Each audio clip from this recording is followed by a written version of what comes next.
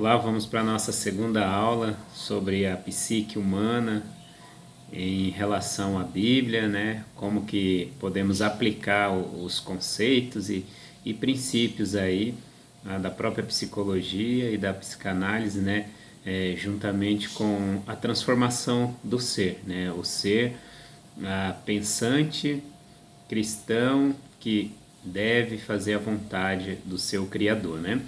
Então hoje nós vamos meditar uma passagem que fica lá na carta de Paulo, a sua primeira carta aos Coríntios, capítulo 2, versos 16, lá onde afirma, né, que nós, porém, temos a mente de Cristo. Eu gosto da tradução na linguagem de hoje que fala, mas nós pensamos como Cristo pensa, né? Então, na verdade, é uma afirmação esse contexto, né? Não está falando que nós podemos ter a mente. A partir do momento que você se converte, você passa a ter a mente de Cristo. Então, requer uma mudança, requer essa atitude de tirar as coisas ruins, as coisas antigas, passadas e colocar coisas novas, como uma nova criatura, né? Então, esse fica aí o desafio para o cristão, né? Trabalhar com a sua mente, uma vez que ele tem a mente de Cristo, conforme Paulo nos afirma.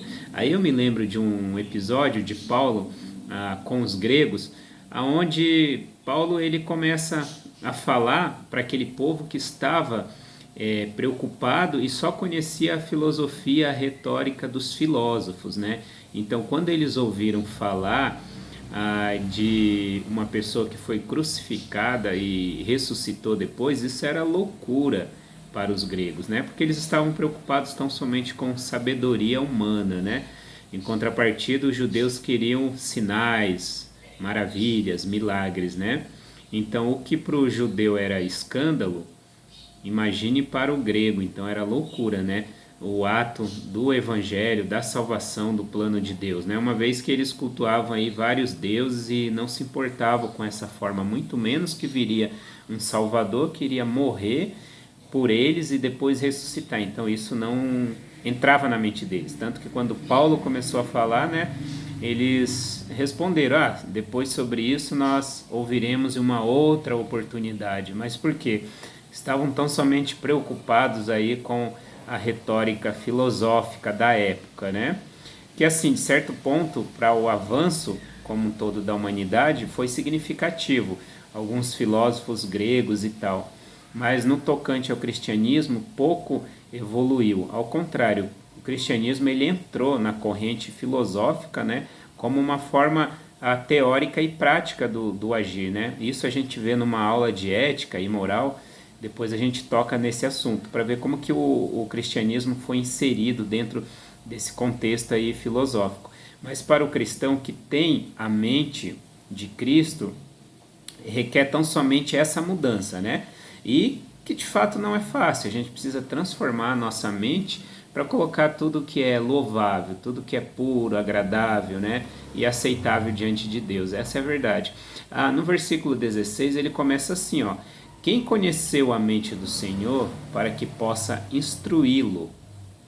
E aí depois nos lembra uma passagem em Romanos 11:34, que ele fala basicamente a mesma frase, né?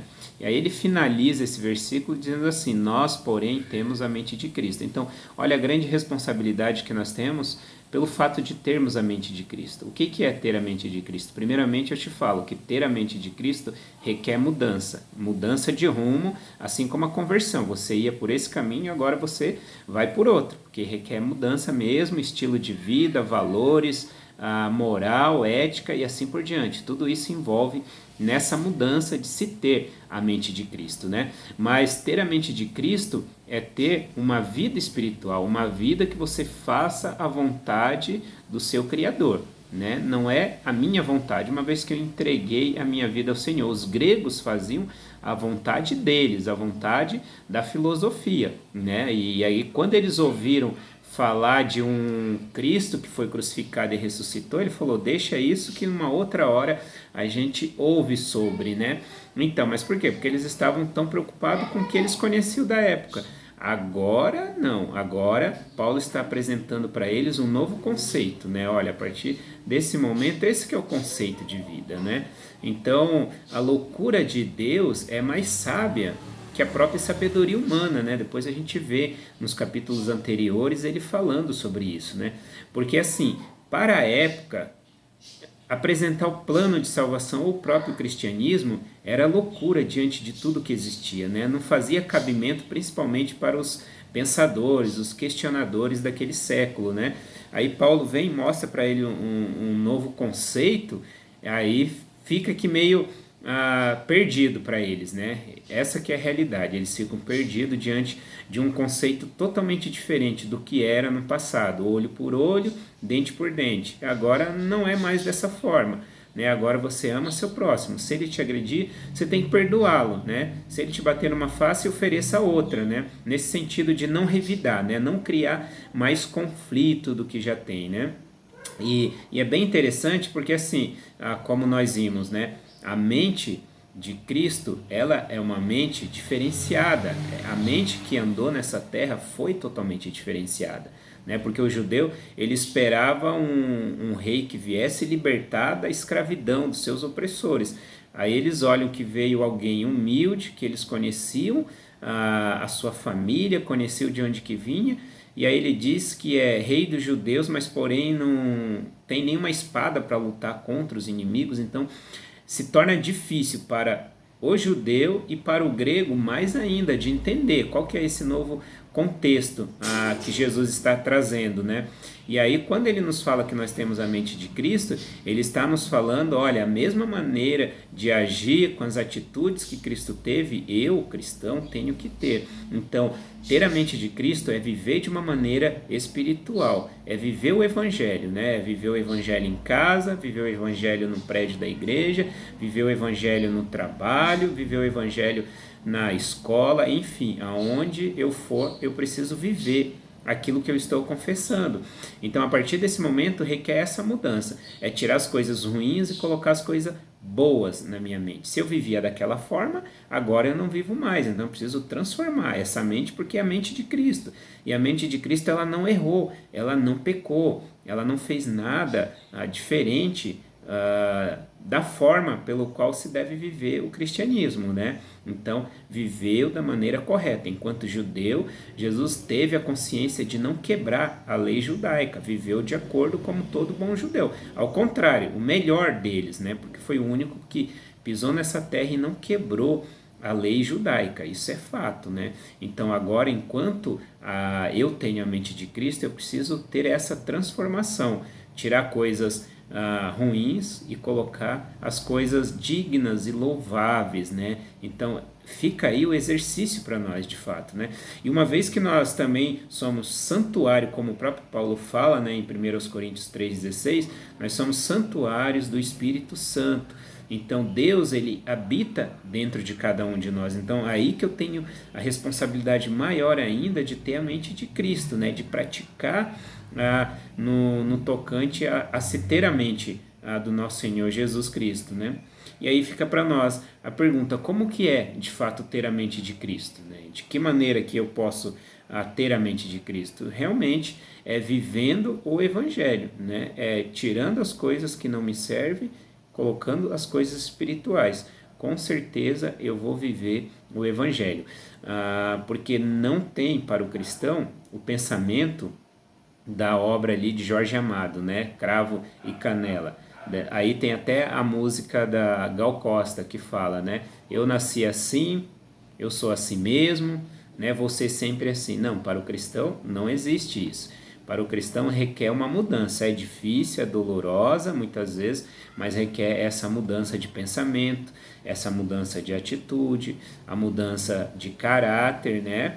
Tudo isso, uma vez que já é algo incutido a nós desde a nossa criancice, a gente pode dizer, desde o período que vivíamos a infância, então já era incutido em nós e era formada a nossa personalidade, o nosso caráter, consequentemente a moral, as virtudes e os valores, né? Então eu preciso de fato hoje cuidar com esses detalhes para que no tocante a ter a mente de Cristo eu possa de fato ir mudando aos poucos, porque não é fácil. Então, o meu coração e a minha mente, elas pertencem a Deus, né? Quando eu tomei a decisão que Deus seria o Senhor da minha vida, eu tomei para mim a responsabilidade dessa mudança.